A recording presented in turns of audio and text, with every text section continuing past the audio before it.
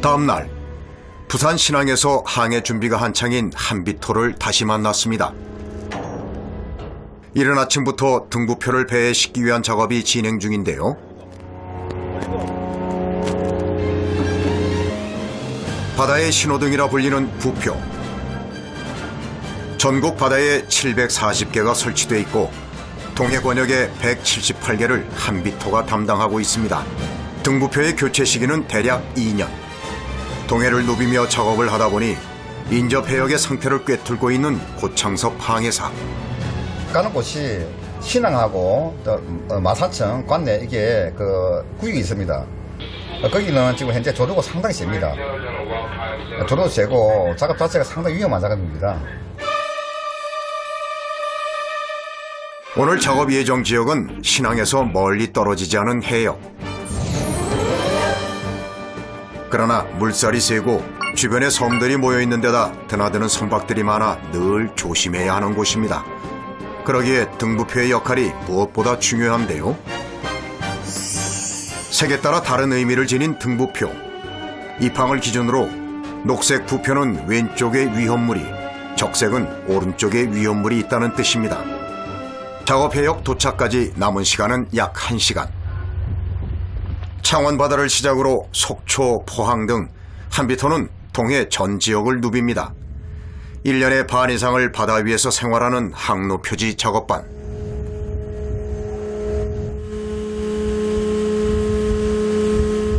위험하기는 상당히 위험합니다. 그런데 직원들이 다 숙련돼 있고 보통 10년, 15년 이상 된 직원들이다 보니까 손발이라든가 호흡이 맞아서 안전하게 작업을 하고 있습니다.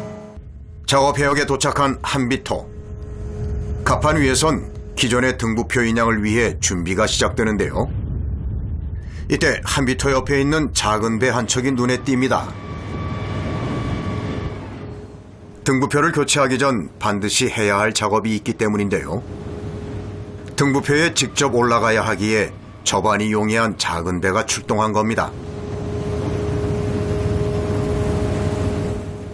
작은 배라 움직임이 더욱 심한 데다 등부표까지 흔들리고 있어 오르기가 쉽지 않은데요.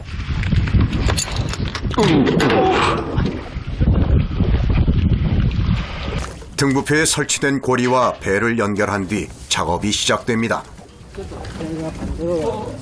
밤에는 불을 밝혀 배들을 인도하는 등부표엔 여러 장치들이 부착되어 있습니다. 불을 밝히는 데엔 태양광을 이용하는데요. 이때 필요한 태양광 패널과 축전지, 항로 표지용 AIS와 같은 디지털 장비도 설치되어 있습니다. 등부표를 교체하려면 장비용품을 철거를 해야 됩니다. 이 장비를 철거해서 새 등부표에 이 장비를 설치해가지고 그 기능을 유지를 시켜야 됩니다. 이제 등명기를 교체할 차례. 등명기는 멀리 강력한 빛을 내도록 광원 전면에 렌즈가 부착되어 있습니다.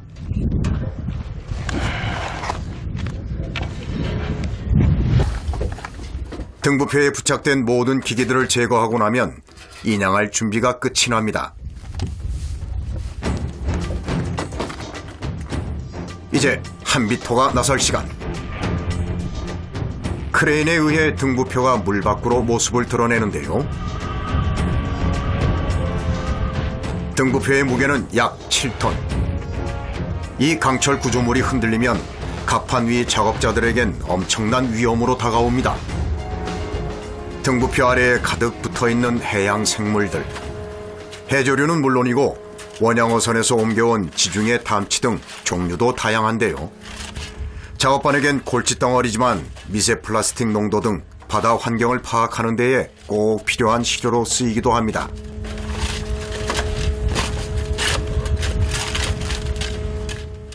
사슬 사이까지 꼼꼼하게도 붙어있네요. 오늘은 사슬까지 교체할 예정인데요. 직경 38mm의 강철 사슬을 자르고 나면 인양이 시작될 겁니다. 수심이 깊다 보니까 한 50m 넘다 보니까는 한 7-8발 거쳐가지고 계속 사슬을 갖다 인양을 할 겁니다. 안전사고 방지를 위해 갑판 위를 깨끗하게 정리한 뒤 작업을 시작. 수심에 따라 달라지는 사슬의 무게.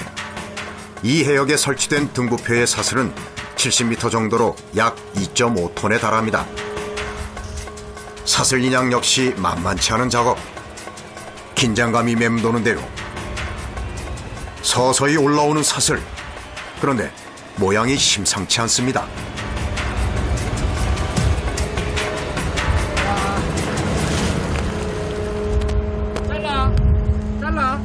잘라.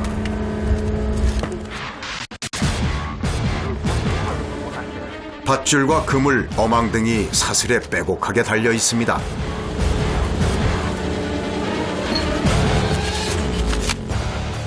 사슬에 어민들이 놓은 어구가 또 밀려와서 감아버렸어요. 어구들을 정리한 뒤 다시 인양을 시도해보는 작업반. 올라오는 사슬마다 폐어구들이 잔뜩 감겨 있어 사슬이 보이지 않을 정도입니다.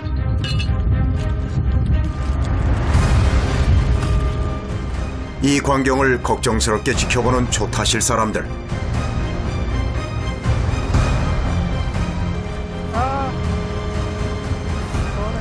회전을 하기 시작하는 사슬. 한비토에 또 다른 위기가 찾아온 걸까요? 네, 우선 걸어.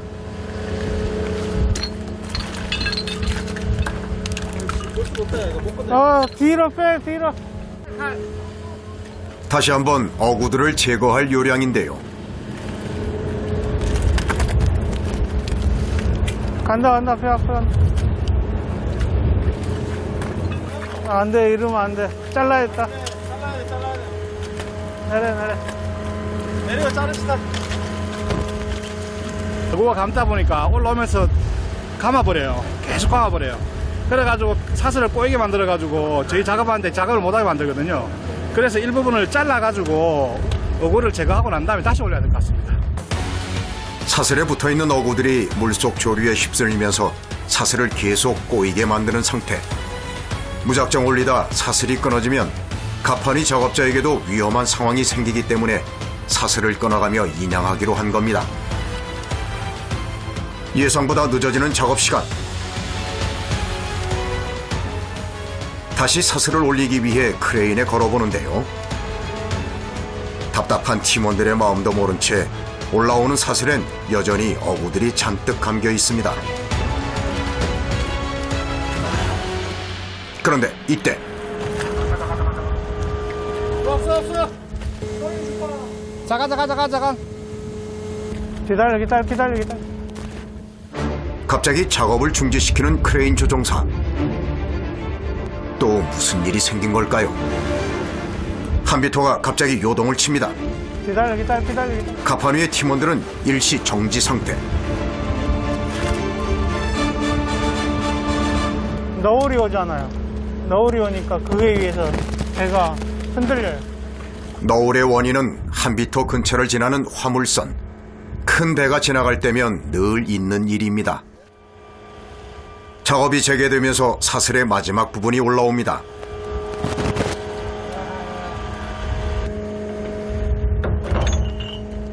됐어. 다시 한번 호흡을 맞춰가는 작업반.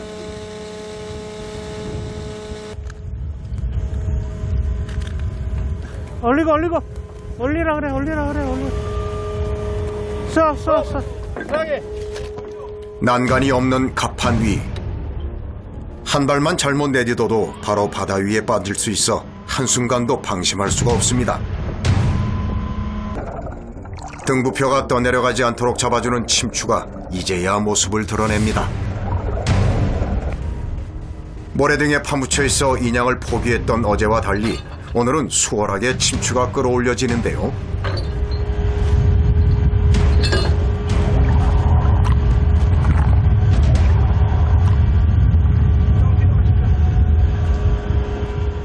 이제 침추를 가판 위로 올릴 차례.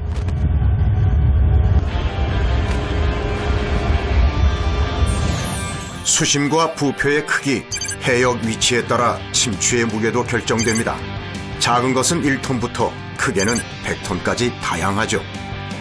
물 위로 완전히 모습을 드러낸 두 개의 침추. 침추 하나당 각 4톤에 달하는 무게 때문에 크레인으로 끌어올려 배 위에 무사히 얹어놓는 것도 큰 작업입니다.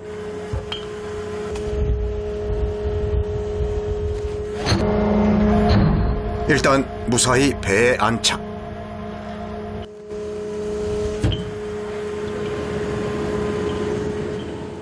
다음 작업은 부표와 침추를 연결하는 쇠사슬 교체인데요. 바닷물에 부식된 사슬은 이번에도 산소 절단기를 이용해 잘라냅니다.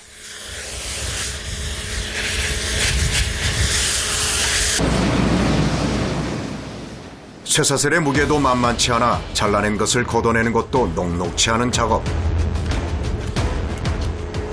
무엇 하나 쉽게 끝나는 일이 없습니다.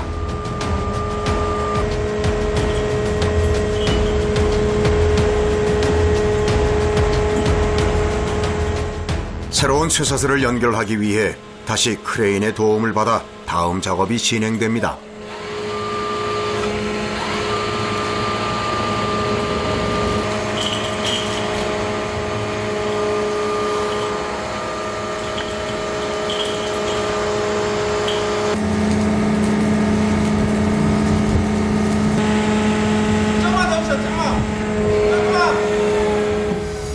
혹시 몰라 쇠사슬을 잡아 그 움직임을 조절하는 작업반. 침추 무게로 쇠사슬이 급작스럽게 쓸려 내려갈까봐 밧줄을 단단히 묶어둡니다.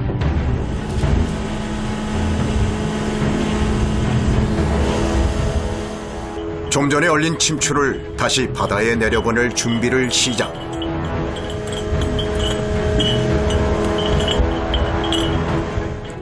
힘들게 올리고선 왜 다시 내리려는 걸까요? 만약 거미가 많이 갔다든가 뭐 해가지고 아니면 일부 파손이 됐을 경우에는 침추 역할을 못 할 거 아닙니까, 그죠? 그랬을 경우에는 이것도 교환을 해주는데 그런 거 아니고는 그냥 그대로 이제 사용을 합니다. 재사용을 합니다. 망망대해에 서 있는 한비토. 등부표 교체 작업은 계속됩니다. 침추까지 점검을 마쳤으니 이제 새로운 등부표를 물속에 넣을 차례. 혹시라도 배와 부딪힐까 조심스럽게 진행되고 끝날 때까진 잠시라도 긴장을 늦출 수 없습니다. 드디어 입수를 시작한 등부표.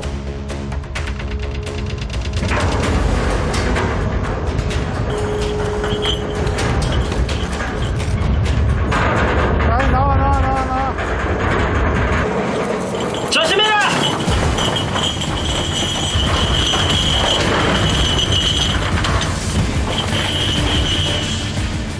그 순간 순식간에 물속으로 빨려 들어가는 쇠사슬. 다른 작업반에 외침이 없었다면 어쩌면 위험했을 수도 있었던 순간. 물체 자체가 중량감이 있다 보니까 조금만 이렇게 스치거나 하더라도 내 앞에서 동료가 다치고 그런 모습을 또 볼 수밖에 없으니까. 그래서 안전이 제일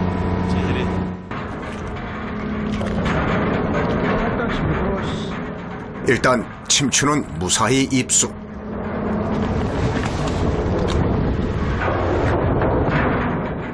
이제 등부표만 자리를 잡으면 되는데요.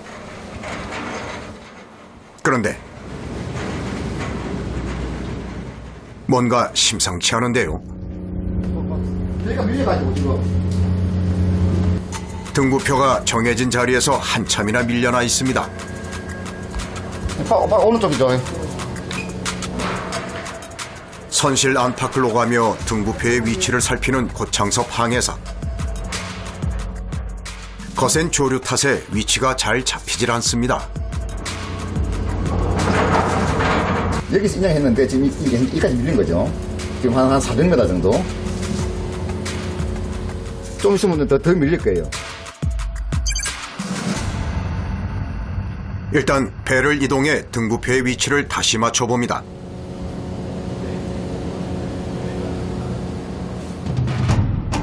이젠 제자리에 가까워졌을까? 수도면지. 그래도 밀린 거리를 거의 다 좁혔습니다. 마지막으로 배와 연결된 밧줄을 풀어주는 것만 남은 상황. 작업. 항해사의 지시가 떨어지기만을 기다립니다. 자, 이랬고. 묶어뒀던 밧줄까지 풀어내고 드디어 새 등부표가 제 위치를 찾았습니다.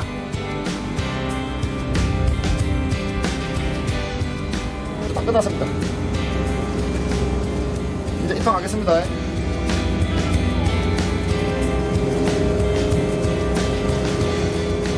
수도 변지. 이번에도 무사히 끝난 작업. 작업반원들은 시원한 물줄기로 가판위를 말끔히 정리합니다. 당연하죠. 안전사고 없이 항상 제일 기분 좋을 때 작업 안 마쳤어요. 크게 됐어요.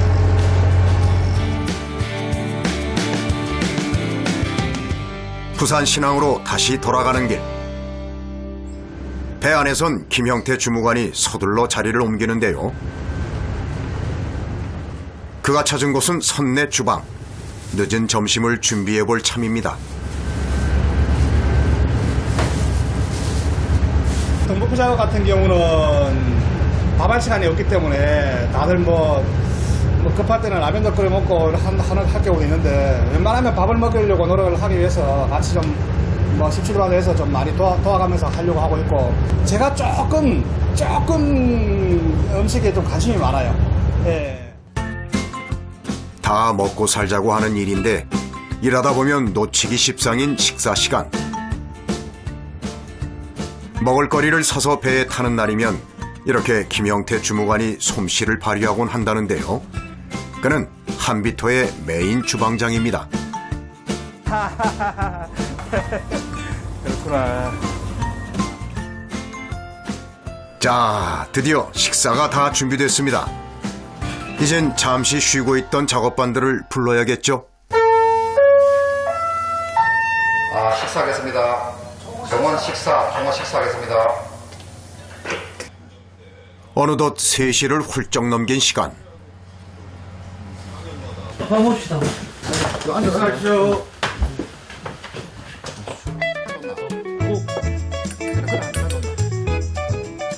집에서 먹는 식사 못지않은 배에서의 진수성찬.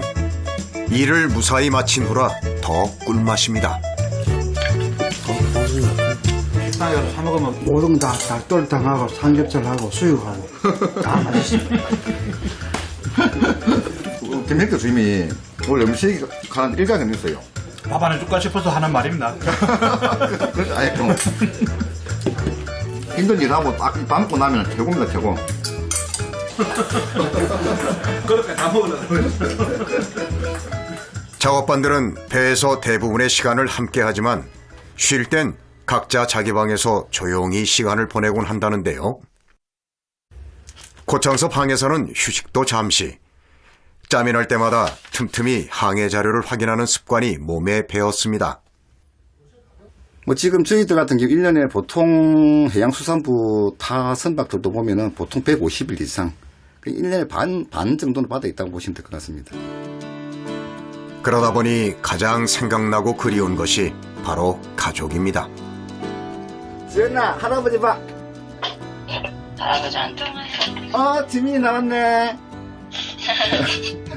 사지원, 할아버지 바다에 나와 있어. 지훈이도 안녕. 엄청 보고 싶죠.